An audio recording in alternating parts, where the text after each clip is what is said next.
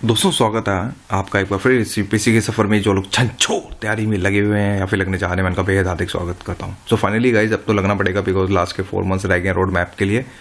Because अब जल्द से जल्द ये भी मंथ खत्म हो रहा है और फाइनली अब बैंड बनने वाली है काफ़ी लोगों की, उन बंदों की भी जो जिन्होंने अभी तक बुक स्टार्ट नहीं करी है कि यार ठीक है सोच लिया, सब कुछ फाइनल कर लिया, सेटल डाउन हो गए, रिज़ाइन दे मारा कंपनी से या फिर जॉब छोड़ दी व्हाट्सएवर, या फिर कि हाँ जैसे पेपर्स ख़त्म हो गया मुझे पढ़ना है।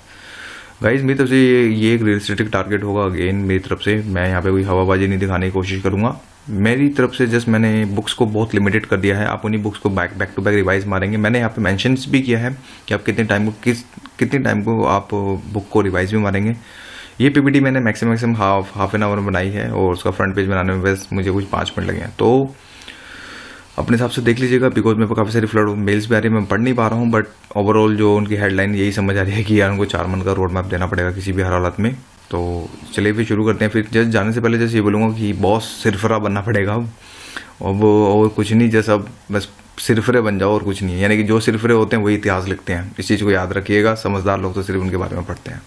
तो यानी कि अब जिन्होंने अभी तक बुक नहीं खोली, जो सोच रहे हैं कि हाँ मुझे अभी पहली जंग के लिए मुझे लड़ना है, तो यस मैं आपके समक्ष अगर बात करें हिंदी के अंदर, तो मैं एक उम्मीद की किरण आपके सामने लेके आया हूँ। तो इसके साइड टू साइड मैं आपको दोनों चीज़ें दिखाऊंगा, इसका नेगेटिव पॉइंट भी एज वेल है और साथ में पॉजिटिव पॉइंट भी एज वेल है। तो एटलीस्ट एक बार देख लें कि बंदा क्या कहना चाहता है, और ये भी बताऊंगा कि आखिर मैं हूँ कौन, तो थोड़ी बहुत इससे रिलेटेड आपको नॉलेज पता चल जाएगी। तो गाइज फर्स्ट ऑफ ऑल जैसा मैं आपको यहाँ पे यही बोलूँगा कि समझ आए तो लाइक मार दीजिएगा, नहीं समझ आए तो dislike, share it, comment, skip. अगर सब्सक्राइब करते हैं तो अगर आपको लगता है कि बस बंदे में जान है, कुछ ठीक ठाक बोल रहा है, तो येस यू कैन सब्सक्राइब। और आप मुझे मेल कर सकते हैं justupsexam@gmail.com। Guys, I'm getting flood of emails for this regarding for this road map and जैसे बोलूँगा गाइज अगर जिसको थोड़ा बहुत और समझना है तो आप मेरा टाइम टेबल विजिट कर लीजिएगा। मैंने बड़ी मेहनत करी है इस पर साइंटिफिक अप्रोच के थ्रू, तो आप वो भी देख सकते हैं। साइड टू साइड ये भी होगा कि ये बंदा कौन है, कि 4 महीने में कैसे बता सकता है इतना बड़े एग्जाम को। मैं जैसे यहाँ पे यही बोलूँगा कि I am just waiting for my UPSC mains result right now, जिसकी कट ऑफ अभी तक नहीं आई है। और एक तरह से बोल सकते हैं अभी तक किसी बंदे को मेरा नाम नहीं पता, बिकॉज मैं गुमनाम बाबा ही हूँ अभी तक। तो खैर, तो क्या इस वजह से yes you can trust on me as well as. But हाँ, जैसे जाने से पहले जैसे यहाँ पे मैं आप लोगों को ये बोलूँगा कि 120 दिन का रोड मैप है और लगने वाली अच्छे से आप लोगों की। और एक बात इस चीज़ को दिमाग में सेट कर लीजिएगा, यस क्या है आपके दिमाग में कुछ क्वेश्चन इस तरह से भी आ रहे होंगे कि यार ये चीज़ें पॉसिबल हैं 120 दिन में।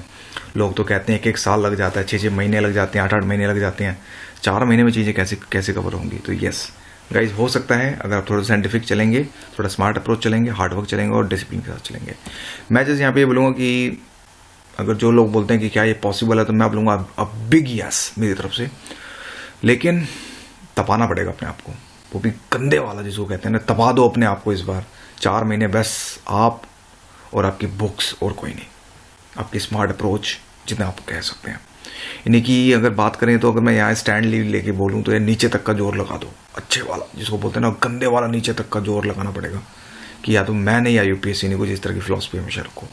तो डेफिनेटली चीज़ें जो होंगी हमारी जो चीज़ें होंगी वो डेफिनेटली काउंटर करेंगी। लेकिन इस तपाने को भी क्या आप रेडी हैं? बोलो बॉस, रेडी हो गया? अगर नहीं हो तो मैं जैसे आप लोगों को यहाँ पे यही बोलूँगा कि प्लीज़ स्किप कर देना। अदरवाइज अटैम्प्ट देने की आप अटैम्प्ट मत दीजिएगा, वेस्ट मत कीजिएगा अदरवाइज। बट यहाँ पे बोलूँगा कि एटलीस्ट तपाओ अपने आप को, एटलीस्ट कुछ पॉजिटिव मिलेगा, कुछ आपकी बैक टू बैक रिविजन्स भी होंगी। जो बंदे अगले साल भी देना चाहें तो वेल एंड गुड। बट जो मेरे साथ जो इस बार चलना चाहते हैं कि हाँ सर मैं अपने आप से कसम खाता हूँ कि मैं हार्ड वर्क करूँगा और अपने आप को रिलीजियसली प्रूफ करके दिखाऊंगा और मैं अपने आप को तपाऊंगा अच्छे से कि जितना मेरे से हो सकता है कि हाँ देखूँ मेरे में कितना स्टैमिना है, समथिंग लाइक दैट। तो गाइज मेरी तरफ से जस्ट मैं यहाँ पे आप लोगों को ये बोलूँगा कि एटलीस्ट 12 से 14 घंटे की स्टडी करनी पड़ेगी। अब गंदी वाली स्टडी जिसको कहते हैं, बिल्कुल stick with discipline, switch off, बिल्कुल फ़ोन मार दो, अनस्टॉल बिल्कुल मार दो, व्हाट्सएप टूटर जो भी है, एक बेसिक फ़ोन भी नहीं रखना, जस्ट विदाउट फ़ोन के हिसाब से आगे बढ़ो। यानी कि मैक्सिमम पूरे दिन में अगर आपको कन्वर्सेशन भी करनी है फ़ोन पे तो 10 से 15 मिनट, जो भी आपके रिलेटिव्स हैं, जो बंदे दूर रहते हैं, तो yes you can go head 10 से 15 मिनट अपने रिलेटिव से बात करो। लेकिन फ़ोन जो है बिल्कुल स्विच ऑफ रखना पड़ेगा इस समय, क्योंकि फ़ोन डिस्ट्रक्शंस की लिस्ट बहुत लंबी होती है। इसको काउंटर करें जितना तो हो सके, जो भी इश्यूज़ हैं उनको दबाएं। और अब कसम खाएं कि 12 से 14 घंटे हमें पढ़ना है, नो कॉम्प्रोमाइज़, बिकॉज जब तक पेन नहीं लोगे जब तक गेन नहीं मिलेगा। इस चीज़ को याद रखिएगा, बिकॉज आप ऑलरेडी काफ़ी पीछे हो, आपको चेस करना है लोगों को जो बंदे 2-2 साल से लगे हुए हैं। तो यस, अपने आप को तपाने का टाइम अब आ चुका है। तो यस, मैं जस्ट यहाँ पे ये बोलूँगा कि इस वीडियो के बाद से ही लग जाओ, मैं तो बोलूँगा। चाहे मैं रात को ये 2 बजे की वो वीडियो पोस्ट कर रहा हूँ, वो बात अलग है, बट एटलीस्ट सो लेना, बट सुबह से मॉर्निंग से जरूर लग जाना। मैं आप लोगों को यहाँ पे यही बोलूँगा। तो गाइस, पॉलिटिकल जस्ट ये बोलूँगा, लक्ष्मीकांत बेस्ट है, इसके अलावा कोई बुक नहीं पढ़नी। Try to finish within 1, मोटी बुक है, 1 महीना लग सकता है, मैं मान सकता हूँ, फर्स्ट टाइम की रिवीजन है, बट एटलीस्ट आपको जाते जाते आपको 4 महीने की रिवीजन करनी पड़ेगी। Means 4 times revision back to back मारिएगा जितना ज़्यादा हो सके। कुछ सिलेक्टेड चैप्टर्स होते हैं, लाइक अगर बात करें जैसे कि फंडामेंटल राइट्स हो गया, DPSP हो गया, हमारे ड्यूटीज़ होगी, इन पे ज़्यादा फोकस कीजिएगा। और स्टार्टिंग के 2 चैप्टर तो हैं ही इंपॉर्टेंट, वो तो बात अलग है, लेकिन साइड टू साइड गवर्नमेंट में जैसे कि 370 का आर्टिकल हो गया, फिर हमारे अमेंडेंट्स हो गए, साइड टू साइड हमारे गवर्नर हो गए, प्रेसिडेंट हो गए, PM हो गया, और मोस्ट इंपॉर्टेंट पार्लियामेंट हो गया, SC हो गया, जजमेंट हो गया, और लास्ट के जो 20 और 25 चैप्टर्स हैं जिसमें कॉन्स्टिट्यूशन बॉडी और नॉन कॉन्स्टिट्यूशन बॉडी, उनको एक फर्रे पे या फिर एक पेज पे बना लो, ज़्यादा बेस्ट रहेगा। और उसी ब्रीफ समरी को याद कीजिएगा, यानी कि उसके अंदर आप कॉम्पोजिशन डालेंगे बैक टू बैक कि भाई कौन को इलेक्ट करता है, कौन को हटाता है, दैट्स इट। बाकी इसका इश्यूज पॉइंट को मत लिखना, बिकॉज पॉलिटी के अंदर कभी इशू पॉइंट नहीं आते, हमेशा जो आता है ऑटोमेटिक, जो अगर बात करें तो इससे हमारे जो चांसेस होते हैं स्टैटिक पार्ट से ज़्यादा बनते हैं। तो यानी कि इस चीज़ को आप हमेशा ध्यान रखिएगा। गाइस, सेकंड थिंग जैसे मैं आपको यहाँ पे यही बोलूँगा कि हिस्ट्री के लिए the best one the Spectrum book, Rajiv Ahir की बुक आती है, एक बहुत बढ़िया बुक है, इसका 22 एडिशन 21 एडिशन जो भी है ले लीजिएगा।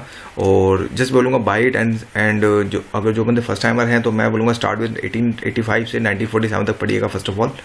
फिर उसके जब ये चैप्टर्स खत्म हो जाए तो फिर उसके बाद चैप्टर 1 से लेकर 4 तक पढ़िएगा, फिर बाद में पूरी बुक को फिनिश करो अपने हिसाब से जैसा आपको पसंद आता है। बिकॉज 1885 से लेके 1947 तक का बहुत कुछ आता है, और हमेशा से कहीं ना कहीं 2 से 3 क्वेश्चन हमें देखने को मिलते हैं। तो क्वेश्चन टारगेट यही होना चाहिए कि जहाँ पे UPSC पूछा आपको भी उसी जगह हिट करना है। और साइड टू साइड इस पूरी स्पेक्ट्रम को 20 दिन के अंदर खत्म करने की कोशिश करें। यस, चैलेंजेस है, मैं मान सकता हूँ, लेकिन अगर 20 दिन में खत्म कर दी तो ओवरऑल मैं बात करूँगा तो बैक टू बैक उसको 5 time revision back to back मारेगा। कोई और बुक नहीं देखनी, बाकी सब छोड़ो, स्पेक्ट्रम पे विश्वास रखो, और स्पेक्ट्रम से डेफिनेटली ये चीज़ें काउंटर होगी। मैंने खुद विश्वास किया एक ही बुक पे और मज़े से आगे थे। तो गाइज, फर्स्ट ऑफ ऑल ये भी बोलूँगा लूसेंट की एक मॉडर्न पार्ट आता है, मॉडर्न पार्ट में कुछ फैक्ट्स बुक बोलता हूँ मैं उनको, तो आप वो ले लीजिएगा, सबसे बेस्ट है। और उसमें कुछ मॉडर्न हिस्ट्री से रिलेटेड कुछ एक लाइन के कॉट हैं, उनको याद कर लो या रट्टे मार लो, जो भी है कर लो अच्छे से। बस मैं आप लोगों को यहाँ पे ये बोलूँगा। इसी तरह कल्चर के लिए तमिलनाडु की book for the English medium, for specially Tamil Nadu की 2 बुक आते हैं सेकेंडरी लेवल की, आप उसको उसमें एशियन टू मॉडर्न चलता है, लेकिन उसमें मोस्टली जो पार्ट आपको एशियन पढ़ना है, एशियन पार्ट सबसे ज़्यादा पढ़िएगा, बिकॉज एशियन पार्ट में काफ़ी ज़्यादा नॉलेज है। और इसमें इवन दैट अगर मैं बात करूँ ओवरऑल तो उसके अंदर मिडिवल हो गया, मिडिवल के अंदर अकबर हो गया, मैं बताऊंगा इसके अंदर साइड टू साइड उसमें से ये पढ़ लीजिएगा। और अदरवाइज मॉडर्न हिस्ट्री पढ़ने की जरूरत नहीं है, जस्ट कल्चर और side to side Asian part और साइड टू साइड हमारा जो मिडिवल हिस्ट्री है उसको पढ़ने की कोशिश कीजिएगा। और साथ में न्यू NCERT 11th क्लास जरूर पढ़ना, 12th क्लास की NCERT को स्किप कर दो, इसमें टाइम नहीं है बिकॉज 4 मंथ है, ऑलरेडी हम काफ़ी लेट हैं। और आर्ट एंड कल्चर की नितिन की बुक ले लीजिएगा, सबसे बेस्ट है। इन्हीं को दिन रात पढ़ते रहो, एटलीस्ट 5 टाइम्स यहाँ पे खत्म होनी चाहिए 4 to 5 टाइम्स। और साइड टू साइड जो आपकी तमिलनाडु की बुक है वो भी 4 to 5 times at least back to back revision जो है खत्म होनी चाहिए। साइड टू साइड जस्ट ये बोलूँगा कि हिंदी मीडियम वालों के लिए लीव NCERT बिल्कुल लीव कर दो, बिकॉज 11th क्लास की जो न्यू NCERT है उसमें कल्चर वाला पार्ट नहीं है अभी तक ट्रांसलेशन में। तो जस्ट रीड मणिकांत के प्रिंटेड नोट्स, 2 बुकलेट आती हैं इसकी बंदे की, इन्हें कॉपी पेस्ट मार रखा है पूरा, बट एक कॉर्निकल ऑर्डर में बहुत अच्छा दे रखा है, तो उसको आप पढ़ लीजिएगा। Side to side Nitin book पढ़ लो, काम बन जाएगा। और साइड टू साइड जो इस पूरी की पूरी जो रामायण को जब खत्म करोगे 23 दिन के अंदर खत्म करो, और revise at least 4 to 5 times maximum, यानी कि मिनिमम इतना लेके चलें, कम से कम 5 टाइम्स आपको रिवीजन बैक टू बैक जो है माननी पड़ेगी। गाइस, इधर मिडिवल हिस्ट्री के लिए जैसे रीड अकबर और सूफी और मुगल आर्ट एंड कल्चर और social economic development, that's it. और कुछ नहीं, अकबर को अच्छे थोड़ा रिसर्च कर लीजिएगा, सेट टू साइड सूफी और मुगल आर्ट को, और साथ मुगल के जो आर्ट्स और कल्चर हैं, और साइड में सोशल इकोनॉमिक है, लाइक अगर बात करें वैल्यू सिस्टम इसका कैसा है, तो उसमें क्वेश्चंस बन जाते हैं, टेस्ट सीरीज वाले बड़ा परेशान करते हैं रिलेटेड, तो इसको कर लीजिएगा। एटलीस्ट को रिवाइज जो माना आपको 4 टाइम्स मानना पड़ेगा। इन्वायरमेंट के लिए शंकर IAS की बुक आती है सबसे बेस्ट, इसको try to finish within 20 days, और बैक टू बैक की 5 टाइम्स रिविजन जो माननी पड़ेगी। इसे हिंदी मीडियम वालों को सेकंड एडिशन दृष्टि IAS की इन्वायरमेंट की बुक 5 टाइम्स की इसको बैक टू बैक जो है रिवीजन मारने को यहाँ पे कोशिश कीजिएगा। ज्योग्राफी के लिए जैसे बोलूँगा गाइज एनसीईआरटी बेस्ट है, एनसीईआरटी को आपको 5 टाइम रिवीजन मारना है, लेकिन यहाँ पे एक स्मार्ट अप्रोच यहाँ पे ये बोलूँगा इंग्लिश मीडियम वालों के लिए कि एक बुक आती है geography book by the GC long की, 4 टाइम्स को रिवीजन मारिएगा। बहुत अच्छी बुक है, पतली सी बुक है, ज़्यादा मोटी नहीं है, तो इसको आप 4 टाइम रिवीजन मारें। एनसीईआरटी को 5 टाइम्स रिवीजन मारें। इसी तरह मोराल की पीपीटी फॉर द जीओ के लिए 5 टाइम रिवीजन मारें। अब लेक्चर देखने का टाइम नहीं है, लेक्चर मत देखने पर लग जाना। बेस्ट थिंग यही है कि 5 टाइम रिवीजन जरूर मारने की कोशिश कीजिएगा और बाकी सब छोड़ो, जिसमें आप लोगों को यहाँ पे बोलूँगा। बाकी खुल्लर बात की बात है, मेंस के देखेंगे। मेरा टारगेट है यहाँ पे प्रीलिम्स क्रैक कराना, दैट्स ऑल।